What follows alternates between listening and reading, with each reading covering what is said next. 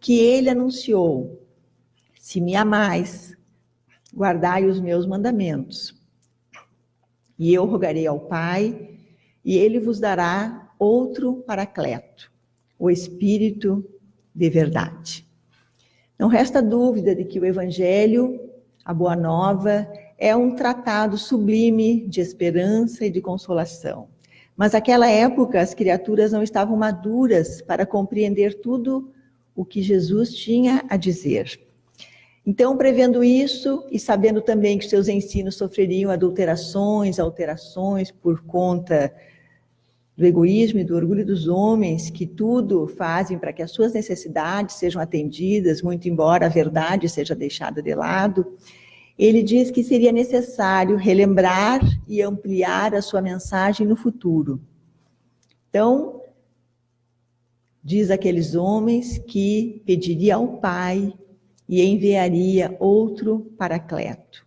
O termo Paracleto significa alguém chamado para prestar auxílio, para confortar, para defender, para instruir.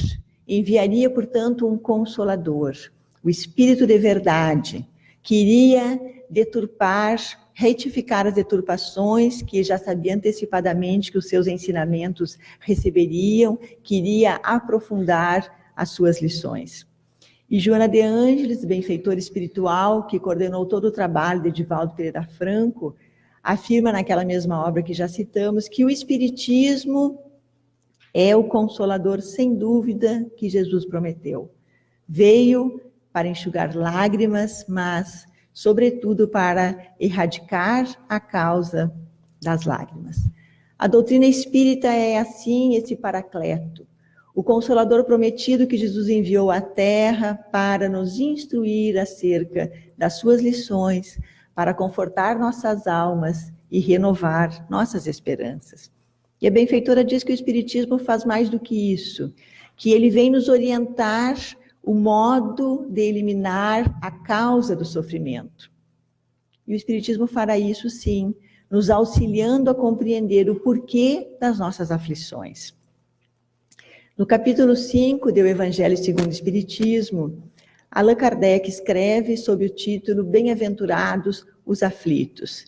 E com orientação do Espírito de Verdade, o codificador se propõe a um grande desafio: mostrar o sofrimento sob uma nova perspectiva, atribuir um motivo justo e um fim útil a todas as nossas dores. Logo no início do capítulo, ele irá explicar que de duas espécies são as vicissitudes da vida, ou, se o preferirem, promanam de duas fontes bem diferentes que importa distinguir.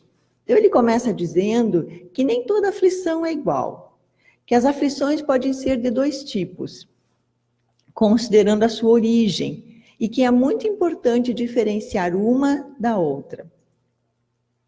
Na sequência ele vai dizer: remontando-se à origem dos males terrestres, reconhecer-se-á que muitos males são consequência natural do caráter e do proceder daqueles ou dos que o suportam. São o que Kardec chama na obra de causas atuais das aflições. Ele diz aqui que uma grande parte das nossas aflições tem origem no nosso comportamento atual, que frequentemente nós caímos, esse é o termo usado por Kardec, pelas imperfeições que ainda caracterizam o nosso comportamento. Por exemplo, grande parte das nossas aflições são devido à imprevidência, ao orgulho, à ambição, à indisciplina. E todos nós sabemos como sofre aquele que é imprevidente, que gasta mais do que ganha, por exemplo. Como sofre quem é indisciplinado, sofre porque não se programa, porque está sempre atrasado. E é assim que perde o emprego, que perde as oportunidades, que se estressa na via pública, que se estressa no trânsito. O orgulhoso, que é incapaz de perceber que os outros são importantes, que as outras pessoas com quem convive têm valor. O orgulhoso que, por conta dessa imperfeição, não reconhece os seus erros, ele sofre. Sofre porque acaba atraindo situações muito difíceis e pessoas igualmente orgulhosas que também não têm consideração por ele para o seu convívio. Kardec também irá citar as uniões desgraçadas porque resultaram de um cálculo de interesse. Kardec usa um termo bonito, ele diz que são uniões em que o coração não tomou parte alguma. E eu fico pensando, se quando o coração toma parte já é difícil, imaginemos quando o coração não toma parte alguma. Quem escolher o companheiro, a companheira, por qualquer outro motivo, que não seja a afeição sincera e o desejo de construir juntos uma caminhada de melhoria pessoal, de aprendizados, esse possivelmente irá sofrer. Os excessos de todo gênero, que podem levar às enfermidades físicas, às enfermidades mentais e causar um sem número de aflições. Pais infelizes com seus filhos, porque não lhes combateram desde o princípio as más tendências. E Kardec vai dizer, então, que os pais que negligenciam a educação moral dos filhos, não lhes oferecendo um bom exemplo, não estabelecendo limites saudáveis ou não corrigindo as crianças desde cedo, depois irão sofrer com as escolhas e o comportamento do filho. Essas aflições não estavam programadas. Essas aflições são absolutamente desnecessárias e seriam evitadas se nós nos esforçássemos para superar as nossas imperfeições e fazer aquilo que é certo. Muito embora, na maioria das vezes, aquilo que é certo não seja agradável para nós, porque nós viemos de práticas ainda bastante criadas em cima das imperfeições. Então, quando nós queremos mudar, quando nós compreendemos que aquele costume de pensamento, que aquele hábito mental, que aquele comportamento que nós temos está nos trazendo algum tipo de dificuldade, nós ainda levaremos muito tempo para mudá-lo. Portanto, é importante desejar-se, procurar fazer esse exercício de autoconhecimento e perceber onde é que eu preciso mexer para conseguir ser mais feliz nessa área. Bem, mas se há males nesta vida, cuja causa primária é o homem, outros há também aos quais, pelo menos na aparência, ele é completamente estranho e que parecem atingi-lo como por fatalidade. Então, Kardec havia nos dito que haviam causas atuais para as aflições. E aqui ele começa a falar sobre aqueles sofrimentos que independem do nosso comportamento atual. Tais como a perda de entes queridos e a dos que são o amparo da família, os acidentes que não se poderia impedir, estava tudo certo no carro, tudo certo com o motorista e ocorre um acidente. Os reveses da fortuna que frustram todas as precauções. A criatura é previdente, cuidadosa, faz controle contábil dos seus gastos e, no entanto, acaba perdendo todo o patrimônio. Assim também os flagelos naturais e as enfermidades de nascença, crianças que morrem em tenra idade e da vida só conheceram sofrimentos. Como explicar tais sofrimentos, tais infortúnios? Diz o codificador que por virtude do axioma segundo o qual todo efeito tem uma causa, se esse mal, se esse sofrimento, se essa aflição, se o mal que deu origem a isso nós não fizemos na presente vida, tê-lo-emos feito noutra. São as causas anteriores às aflições. A doutrina das vidas sucessivas, da reencarnação, ela é fundamental e essencial para a compreensão desses sofrimentos cuja causa não está na nossa vida atual, encontra-se em existências anteriores. Existências em que, em algum momento, por algum tempo, nós contrariamos a lei divina que manda tratar os outros como gostaríamos de ser tratados, e aí, então, fazemos coisas e somos os responsáveis pela desgraça, pela desdita de alguém.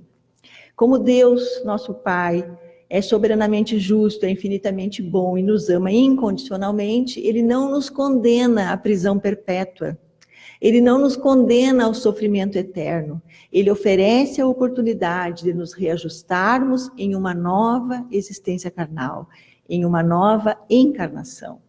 Ocasião em que podemos programar lá no plano espiritual, juntamente com os nossos mentores espirituais, sofrer na vida física, aqui na Terra, aquilo que nós fizemos aos outros, para expiar, para quitar os nossos débitos morais. Resumindo, o homem, pela ação de uma rigorosa justiça distributiva, sofre o que fez sofrer aos outros. Justiça distributiva, que distribui a cada um segundo as suas obras. Nós jamais escaparemos da responsabilidade que temos sobre tudo que nós fazemos, da responsabilidade que temos sobre o mal, sobre as nossas faltas, sobre os nossos equívocos. Toda situação criada por nós, que gerar prejuízos para os nossos semelhantes, terá que ser reparada. E algumas vezes, para fazer isso, nós enfrentaremos aflições. Entretanto, nem sempre nos depararemos com as consequências dos nossos equívocos na existência atual. Uma situação difícil que estamos vivendo hoje na família, na área afetiva, no trabalho, pode ter sua causa em uma existência muito remota. E a providência divina, porque é misericordiosa, esperou para que tivéssemos essa maturidade espiritual, para que tivéssemos coragem moral e viéssemos então resgatar aquele equívoco. Allan Kardec explica na quarta obra básica, O Céu e o Inferno, que as existências são solidárias. Então é possível que nessa existência eu esteja resgatando um débito de muitas existências anteriores e que nessa existência eu esteja me preparando para, no futuro, enfrentar novas reparações. Por tudo isso, Kardec irá dizer: deveis considerar-vos felizes por sofrerdes, visto que as dores deste mundo são o pagamento da dívida que as vossas passadas faltas vos fizeram contrair. Suportadas pacientemente na terra, essas dores vos poupam séculos de sofrimentos na vida futura. Todas as ações que dependem de Deus são educativas. São planejadas para que a gente se torne melhor.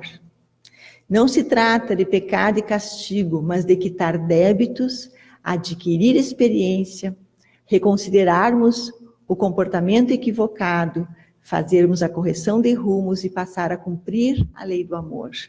Não prejudicar ninguém, nem por pensamento, nem por palavras, nem pelo nosso comportamento. E assim evitaremos aflições no futuro.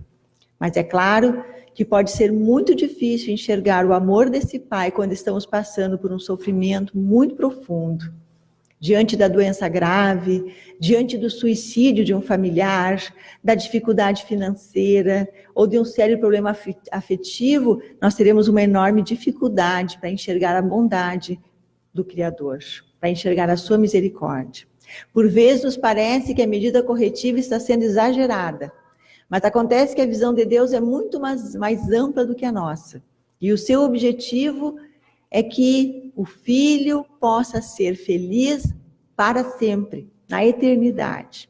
Então estejamos certos de que ele conhece e confia nas nossas capacidades de vencer cada um dos desafios existenciais que envolve o sofrimento, que envolve os obstáculos. Ele confia em nós. E às vezes poderá ser necessário muito tempo, às vezes apenas quando retornarmos ao plano espiritual é que nós entenderemos o porquê daquela dor, o porquê daquela aflição. Agora, nós queremos deixar bem claro que o Espiritismo não aplaude o sofrimento, que o espírita não é masoquista, mas o Espiritismo é lúcido, não promete fantasias, ele nos diz que a verdadeira felicidade anda de braços dados com o aperfeiçoamento moral. E nós aqui concordamos com Haroldo Dutra, não é verdade que o espírita gosta de sofrer. Nós não gostamos de sofrer. O que acontece é que também nós não temos ilusão alguma de imaginar que alguém, que alguma fórmula possa tirar o nosso sofrimento. Nós, espíritas, aprendemos desde que chegamos no estudo de que apenas a transformação moral será capaz de fazer com que no futuro eu não tenha mais que enfrentar nenhuma dor, nenhuma aflição. A felicidade anda, como diz Haroldo Dutra Dias, de braços dados com o nosso aperfeiçoamento moral. Na medida em que acontece a transformação para melhor dos nossos pensamentos, dos nossos sentimentos, atendendo à lei divina de amor, menos sofrimento enfrentaremos, portanto, mais felizes seremos. A pergunta que devemos levar hoje para casa é: até quando? Até quando nós escolheremos o caminho contrário a essa lei? Até quando nós estaremos vivendo, pensando, falando e agindo preocupados apenas com o nosso bem-estar, sem olhar para aquele que caminha ao meu lado, que muitas vezes enfrenta um sofrimento muito pior? Aquele que, estando ao meu lado, irá sofrer consequências muito negativas da minha atitude. Até quando? Porque é nessa mesma medida que nós teremos que, no futuro, enfrentar aflições. E o Spiritum Fenelon, em mensagem que está lá no Evangelho também, no capítulo 5, diz que muitas vezes o que vos parece um mal é um bem. Tão limitadas, no entanto, são as vossas faculdades, que o conjunto do grande todo não o apreendem os vossos rudes sentidos.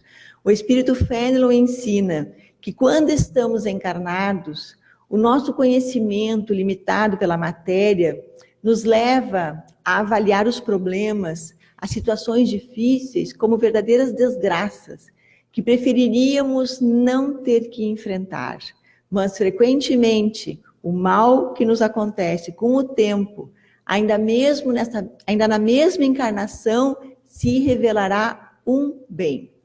A minha mãe não era espírita e ela dizia: há males que vêm para o bem. Agora nós vamos ver alguns benefícios advindos que têm origem com o sofrimento. Segundo a benfeitora Joana de Ângeles, tem sido o sofrimento que vem arrastando o homem, as criaturas, pelo caminho da ascensão intelecto-moral. Ela aponta que o sofrimento é um instrumento da lei de Deus a favor do nosso processo de evolução espiritual.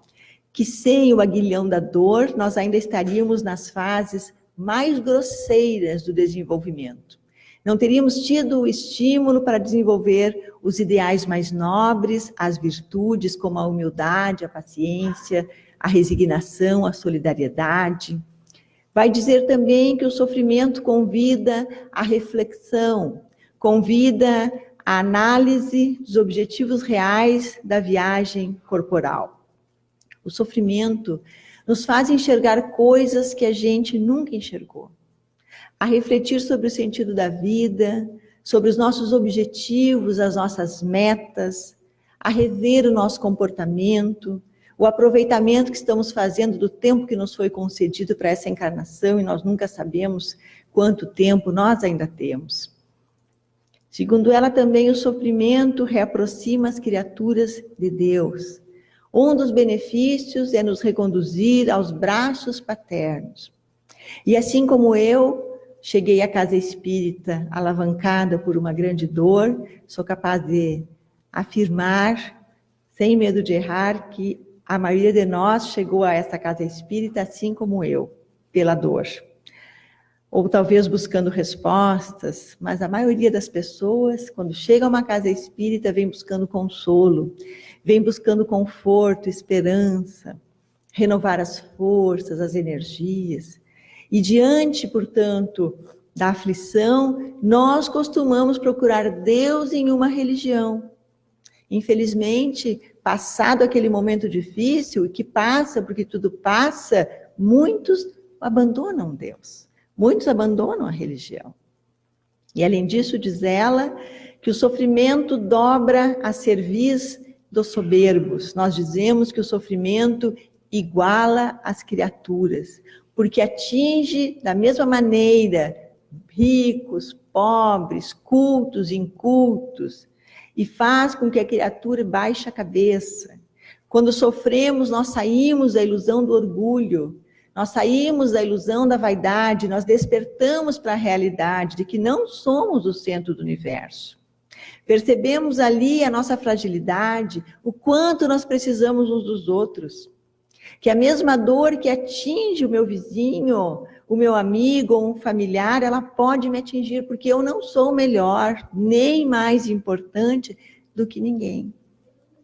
Recentemente eu passei por um pequeno acidente, tive um trauma e fiquei muito tempo sem poder trabalhar, sem poder dirigir, e eu pude perceber exatamente isso que nós estamos falando.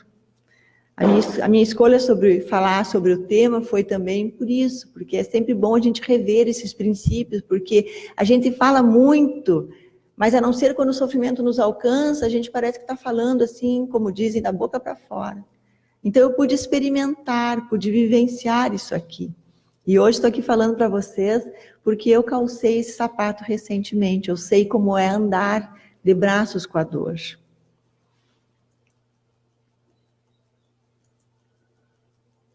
Bem-aventurados, nos diz o Espírito Lacordaire, os que têm ocasião de provar sua fé, sua firmeza, sua perseverança e sua submissão à vontade de Deus, porque terão centuplicada a alegria que lhes falta na terra.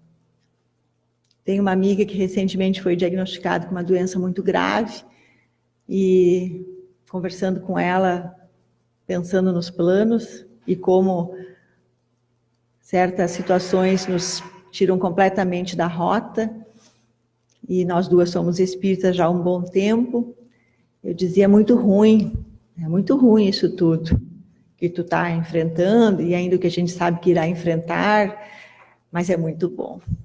Né? A gente diz muito bom assim baixinho, a gente sabe que no fundo de toda dor existe algo que nós iremos resgatar, existe um caminho que nós desviamos, que nós iremos retomar. E aí nós até demos algumas risadas, é ruim, mas é bom. É ruim, mas é bom. E é bom e é importante que a gente seja resignado. Não é que a gente não vai ficar triste, não tem como não ficar triste. O Espiritismo não nos pede, não fica triste diante da dor, não.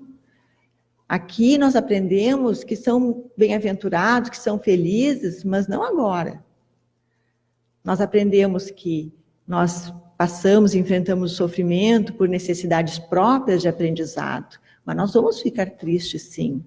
O que o Espiritismo nos ensina é que se nós enfrentarmos esses momentos difíceis com resignação, que não é acomodação, porque se eu pensar, não, mas eu tenho que passar por isso, vai ser bom para mim, então eu vou ficar aqui quietinho, vou deixar todo esse sofrimento, não vou tomar o remédio, não vou buscar o recurso, isso é acomodação, é diferente.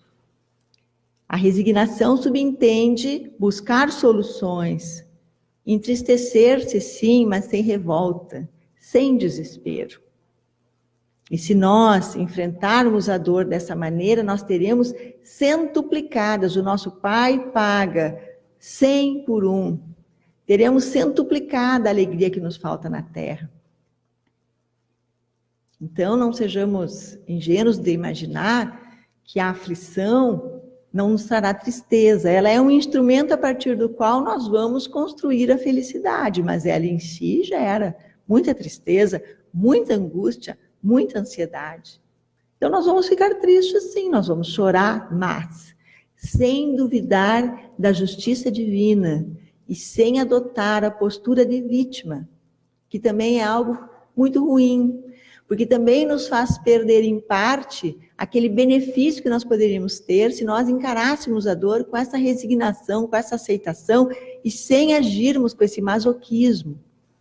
Muitas pessoas ficam remoendo tantos acontecimentos infelizes, os acontecimentos ruins, e comentando com tanta frequência que passam a sofrer redobradamente, porque cada vez que a gente comenta, a gente aumenta. A pessoa que nos escuta começa a ficar com dó da gente e começa a nos envolver, às vezes, em energias que também não são boas, a energia da pena, a energia... Não é? Então, sofrer, enfrentar com resignação, evitar a repetição do acontecimento ruim, evitar a queixa a respeito disso, fazer um exercício bem simples de gratidão, porque quando nós reclamamos da dor e do sofrimento e desconfiamos da justiça de Deus e da sua bondade, nós estamos acusando esse ser de estar sendo injusto. E Deus é justo, infinitamente bom e justo. Nós pararmos para pensar, nós vamos ver quantas bênçãos nós temos na nossa vida. E é esse exercício que nós precisamos fazer quando a dor nos alcança.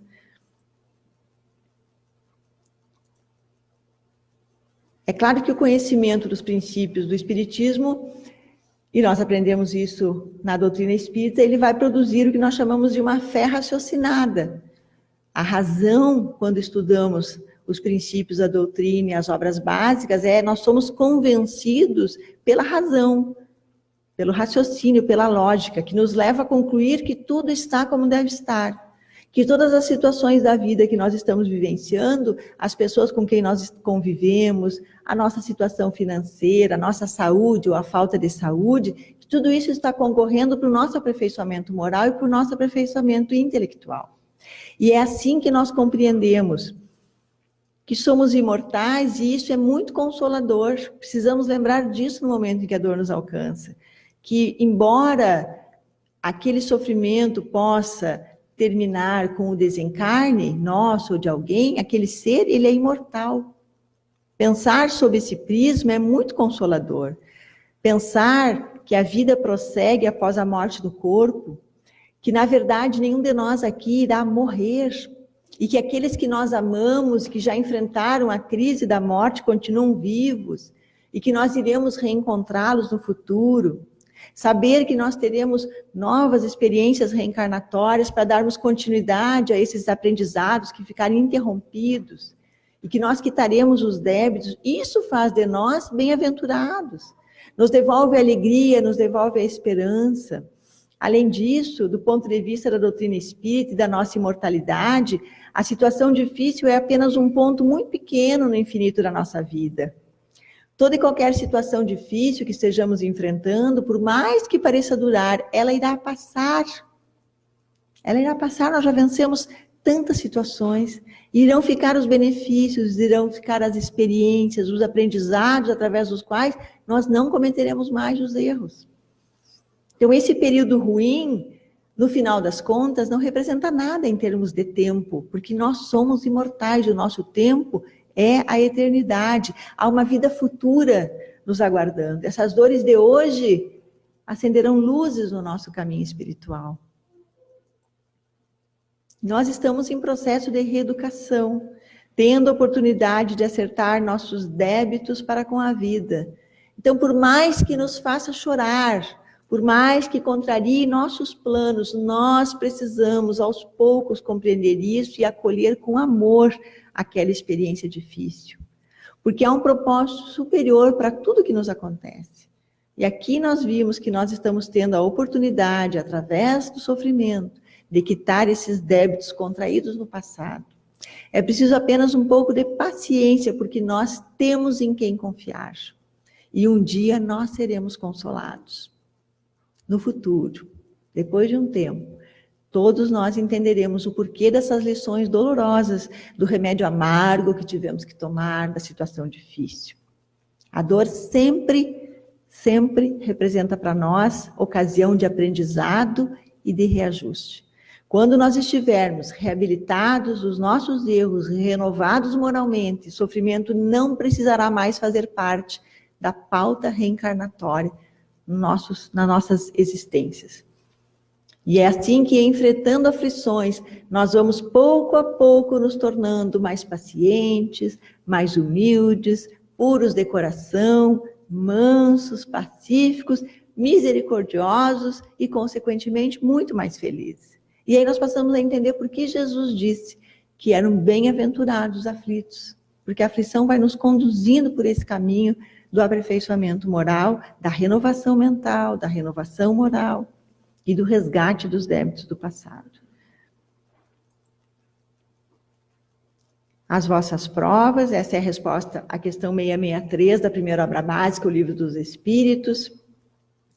Os Espíritos respondem a Allan Kardec: as vossas provas estão nas mãos de Deus e algumas há que têm de ser suportadas até ao fim. A prece traz para junto de vós os bons espíritos, e dando-vos estes a força de suportá-las corajosamente, menos rudes elas vos parecem. Nossas provas estão nas mãos de Deus, e algumas nós teremos que suportar até o fim. Então, talvez a saúde não retorne, talvez a situação financeira não se resolva, a situação afetiva, familiar, talvez não seja resolvida, se Deus, na sua infinita sabedoria, entender que para nós é muito mais proveitoso enfrentar essas situações que nos tornarão melhores, que evitarão que a gente faça algo pior, ou que continue repetindo o mesmo erro. Mas o amor de Deus nos atende constantemente, através daquele amigo que nos conforta, que nos acompanha, que nos reanima, da mensagem de ânimo que nos chega, daquele convite que nos chega para vir até a casa espírita, para fazer um trabalho voluntário. E pela prece, nos dizem os Espíritos, nós também podemos atrair aqueles irmãos do alto que se interessam por nós. E eles não eliminarão o nosso sofrimento, mas renovarão as nossas forças, as forças físicas, as forças psíquicas. Irão inspirar pensamentos melhores, de esperança, de otimismo. Poderão, inclusive, conversar conosco durante o sono. Quando o corpo descansa, o espírito liberto parcialmente do corpo, ele vai ao plano espiritual, onde nós poderemos ser esclarecidos, consolados, e retornamos ao corpo quando acordamos muito mais tranquilos. E para que isso aconteça, nós precisamos fazer um pedido bem simples na hora de dormir, através da prece. E a gente acorda reanimado, não entende bem por quê, mas parece que a gente está entendendo aquela situação. Só que quando nós estamos muito tristes, pode ser difícil formular uma prece. E há também alguém que talvez não tenha o hábito de fazer orações. Pensando nisso, com seu profundo amor, Kardec escreve o último capítulo da obra O Evangelho segundo o Espiritismo, em que ele coloca ali, publica uma coletânea de preces espíritas, coletânea de preces ditadas pelos espíritos responsáveis pela codificação. E há um item nesse último capítulo que é nas aflições da vida. E ali nós vamos encontrar uma explicação que resume tudo isso que nós falamos e uma prece que nós podemos fazer nesses momentos difíceis. A mentora Joana de Ângeles, ela encerra esse nosso trabalho dizendo: espera pelo amanhã, quando o teu dia se te apresente sombrio e apavorante. Se te parecem insuportáveis as dores, lembra-te de Jesus. Esses são tempos de reajuste para todos nós. Todos nós. Não nos desesperemos. As tempestades não são eternas. Após a tempestade, vem a bonança, vem a calmaria. Se um dia nós fomos os instrumentos da dor de algum dos nossos irmãos, saibamos agora aceitar com humildade e muita coragem a dor que nos alcança, a aflição que nos visita, lembrando que tudo passa. Que o sofrimento irá passar e nós então poderemos usufruir da paz do pagamento das nossas dívidas morais e retomar a marcha do progresso espiritual. Nesses momentos difíceis, lembremos de Jesus, nosso mestre, modelo, guia, dos seus sublimes ensinamentos, agora redivivos na doutrina espírita, abençoada doutrina, e prossigamos encorajados e felizes, porque são momentos em que estamos tendo a oportunidade de ascender a melhores patamares evolutivos e de usufruir da paz na consciência. Eu rogo a Jesus que nos proteja, ampare e conduza a cada um de nós. Sou muito grata pela atenção de todos.